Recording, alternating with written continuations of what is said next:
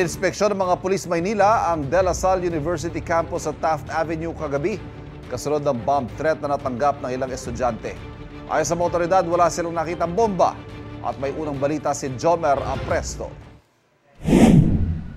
Pasado alas 10 kagabi nang maabutan ng GMA Integrated News ang District EOD and K9 Unit ng Manila Police District at Malate Police Station sa loob ng De La Salle University sa Taft Avenue sa Maynila.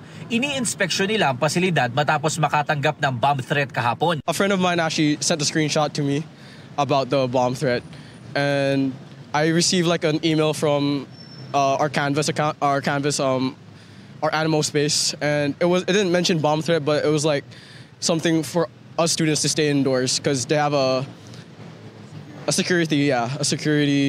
They're increasing the sternness of the security in campus. Oh, I got sent a message that they said there was a bomb threat in the LSU po. Para matiyak ang seguridad ng mga personel at mga estudyante, magpapatupad daw muna ng online classes sa DLSU Manila campus ngayong araw. Kinumpirma ng MPD-DECU na wala silang nakitang bomba sa universidad. Tumanggi muna silang humarap sa kamera. Ayon naman kay Manila Mayor Isko Moreno, posibleng prank lang ng ilang estudyante ang bomb threat. Baka nagpa-prank lang. Maraming possibilities. I hope they should not be doing that. And I am calling also the attention of LaSalle leadership to investigate internally. Iniimbestigahan na ng pulisya kung sino ang nasa likod ng pagpapakalat ng nasabing bomb threat. Sinisika pa naming kunan ng pahayag ang DLSU.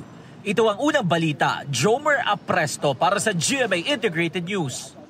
Kapuso, huwag magpapahuli sa latest news and updates. Mag-iuna ka sa balita at mag-subscribe sa YouTube channel ng GMA Integrated News.